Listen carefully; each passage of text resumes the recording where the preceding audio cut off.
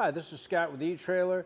If you've ever been annoyed by a rattling hitch in the back of your vehicle, or your cargo carrier wiggling around making a bunch of noise, or maybe even your bike rack wiggling around, we have a few options here we're going to take a look at and see if we can get that problem fixed for you. So this is what I really don't like with just having the regular 5/8 pin. You get a lot of movement, and going down the road I can hear that.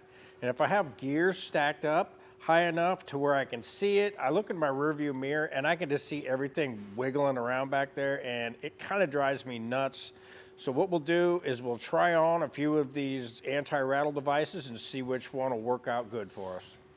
On our table today we have a few different styles of anti-rattle hitch devices. These are going to be more of your pin type. This is going to be more of our eTrailer style that is actually going to stay on our receiver. I really like this one, and this is going to be more of the old school U-clamp style. We'll go ahead and go over each one of these and you can decide which one will work best for you. First up, we have our clamp style anti-rattle device, and what this one's going to do is this one's going to be set up to where you're going to put this one together. It's going to have a rubberized coating around our clamp itself, and this is going to be a powder coated steel. So what you're going to do is you're going to end up putting these together, and we're going to bolt these together with our included hardware, and this is going to either pull up on our receiver or pull down on it to clamp it together and keep it from moving around. Now to put on our stabilizer, what we can do is we'll put it over our accessory portion here with our loop, and our plate with the lip pointing down, you want to put it towards your accessory. We just get it on there. And then we can run down our nut and bolt. So what we do is you also have the option. So as you can see here, we're going to have clearance issues with getting our socket in there. So what we can also do is we can flip it and go the opposite way. Put our U-bolt on top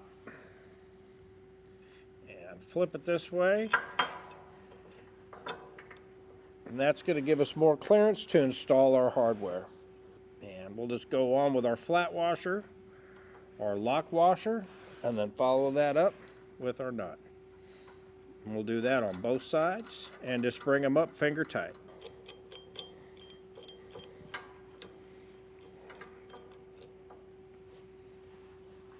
Now what I like to do is get this portion right against my receiver and get my plate centered up. And I'm just going to go back and forth, alternating my tightening between these two, being that it is a U-bolt. So that way I'm tightening it down evenly on both sides, and that's going to help draw it down evenly. Now with on there fairly tight, we can test it out. Now as you can see, after we have it all tightened up, the difference that it made. We're not getting any side-to-side movement and none up and down at all. Really big improvement. Now we'll take a look at the eTrailer Anti-Rattle Hitch collar. This one's really cool because this one will stay on your vehicle, and after you get it screwed on with your Allen bolts, all you're going to do is have to deal with this handle right here.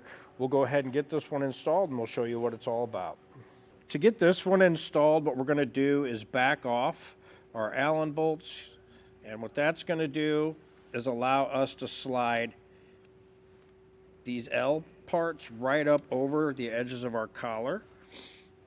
Now what we'll do is we got those backed off, and just slide that up, hold it in place, make sure we have it lined up on the inside of our receiver, and we'll just get those tightened down.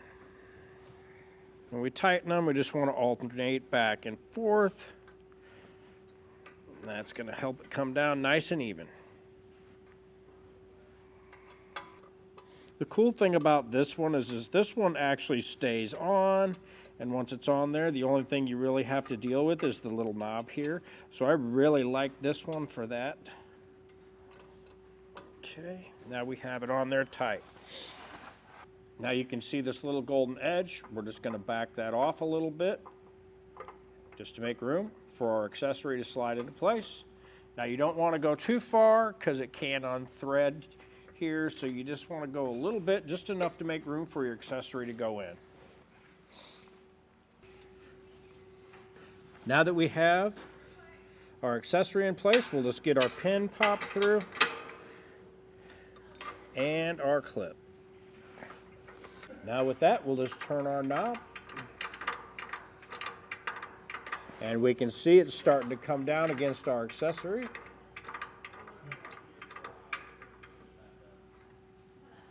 Now it made contact, and now it's getting a little harder to turn.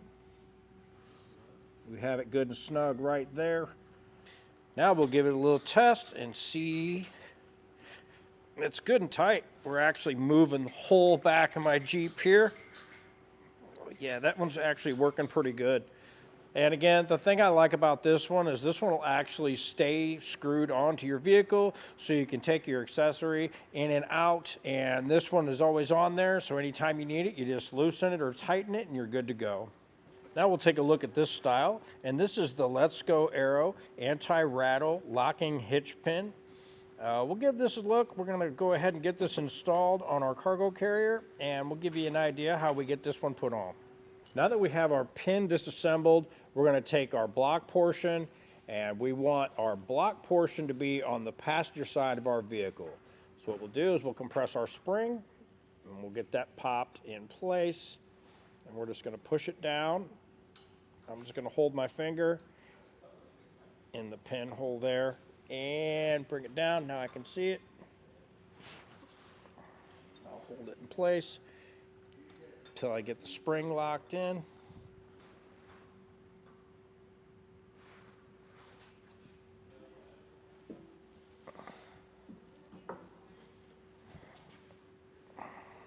Now we'll start our pin on the passenger side, and we'll just find the threads in our block and get those started on finger tight. Now we can take our sleeve and we'll run that. We'll go ahead and come back through with our torque wrench and set this to the specified torque listed on our instruction manuals with our pin. After we have it torqued down, we can come back through and we put our lock on. That will just pop in place.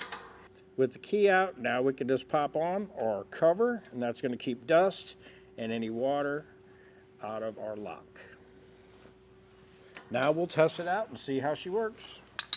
Now we'll see that it does a real good job of locking it in place side to side. It is shaking my whole Jeep, and up and down is pretty good as well. So in my opinion, after trying all these out, all of these are going to do exactly what they're designed to do and do it really well. For me, I like this one here. This one's going to be your all-in-one hitch pin and anti-rattle device all in one. So if I was looking to have that type of setup, I would go this way. This one is a really nice option because this one's going to stay on your receiver, and you can use this with all of your accessories, and it's really simple. Once you have it on there, it stays on there and it tightens up with a knob. I like that.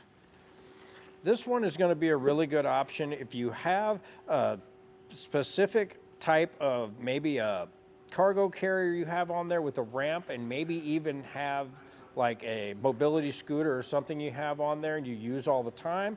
This is going to lock in place really well and also give it a little more support and really help get rid of that wiggle out of there when you have something heavier on there like a mobility scooter.